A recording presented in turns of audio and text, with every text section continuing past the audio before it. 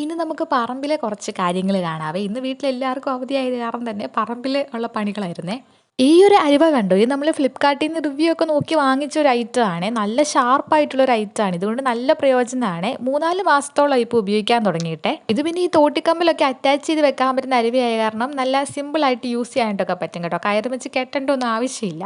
കഴിഞ്ഞ ഒരാഴ്ചയായിട്ട് എൻ്റെ വീട്ടിൽ മുരിങ്ങക്കകൾ കൊണ്ടുള്ള കറികളാണ് കേട്ടോ. ഇപ്പം എന്ത് നോക്കിയാലും അതിൻ്റെ അകത്തൊരു മുരിങ്ങയ്ക്ക കാണും. അങ്ങനത്തെ ഒരു അവസ്ഥയാണ് ഇപ്പോൾ ഇവിടെ.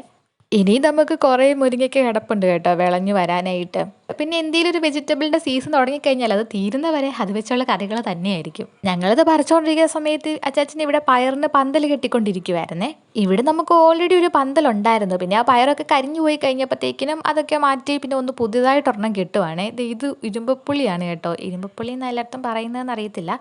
ഇവിടെ ഇരുമ്പപ്പുളി എന്നാണ് പറയുന്നത്.